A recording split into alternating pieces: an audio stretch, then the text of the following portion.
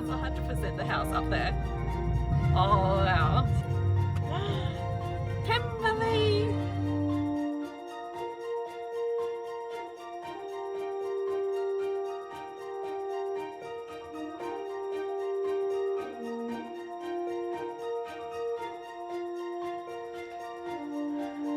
Hi and welcome to Pemberley, or as it's actually known, this is Lyme Park, owned by the National Trust. And one very, very fantastic thing that they do here that you may have figured out by my outfit is that they have dress-up clothing and you can wear it and walk around the house on the grounds. This is fantastic. So we have just walked around inside the house, so I'll show you some photos because we can't video. And now we are out exploring the grounds on this very, very beautiful day.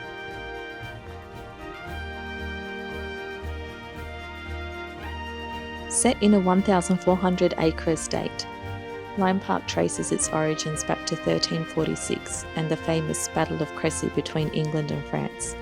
The son of Edward III, the Black Prince, was in danger, and Thomas Stanius helped save the Black Prince and rescue the royal standard. As a reward, he was promised a piece of land. This eventuated in 1398, and the land was given to his granddaughter Margaret and her husband Piers Legge. The first house built here was used as a secondary residence, but in the 18th century it was expanded and built upon to become the magnificent building that we see today.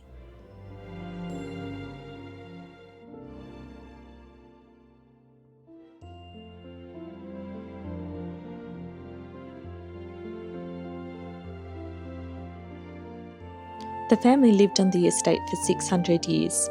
But with the close of the World War, there were many changes to grapple with. There was a huge shortage of manpower because of the losses incurred in the war. Many social changes swept across England, and mineral rights were nationalised, which stripped the family of the income from collieries. In 1946, the third Lord and Lady Newton, Richard and Helen, left Lyme as we know it today to the National Trust for the health, education and delight of the people of Stockport.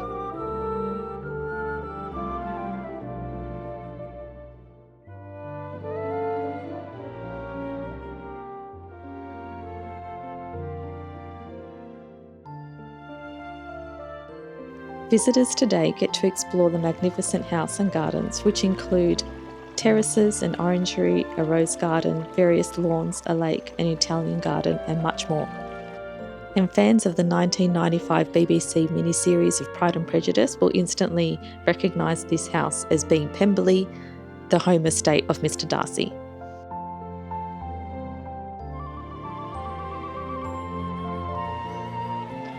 So behind me is Lyme Park. I'm going to call it Pemberley because really this is the famous shot from Pride and Prejudice. Is it episode number 5? If you know, you know.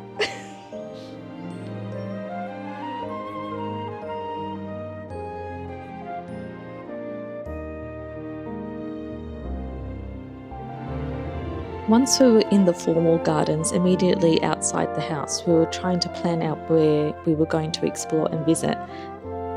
And looking at the map, it is a little hard to estimate how far things are from one another, but to walk around the formal gardens and then to walk around the lake down to the pump house and then look down over the Italianate garden and then back to the house was probably no more than 15 to 20 minutes if you walked at all in a straight line without stopping. So the immediate area around the house has a lot to explore. And it was really nice to see lots of families and people just sitting out on the shores of the lake and just enjoying the beautiful weather, reading books and having picnics.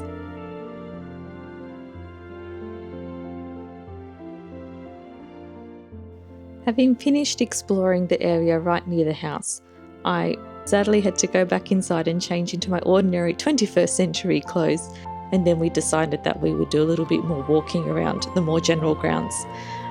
One of the volunteers directed us to head up towards the cage, which is a funny little sandstone tower located on a tall hill on the grounds, and she told us we'd be able to get a good view of the surrounding countryside. So we headed out in that direction. Now, on the grounds map for Lyme Park, it says that there is a deer park located on the grounds. By this time in our trip, we had been through several places that had been designated deer sanctuaries or deer parks, and to my great disappointment, we had seen absolutely zero in the way of deer. So we were very surprised when we were heading out to this lookout point and saw an entire herd of deer. It was very exciting to see them. We didn't want to startle them, so we paused on the footpath several metres back from them and stayed very still and quiet because the deer looked like they were kind of grazing their way up the hillside and were going to cross the footpath. Anyway, they took forever to make their way to the footpath. We eventually just gave up, and instead of walking past the deer where we thought we might disturb them, we headed up the hill straight towards the cage. But anyway, it was actually lots of fun to see the deer. And then to top it off, we got up to the top of the hill and we had an incredible view over the countryside from that spot.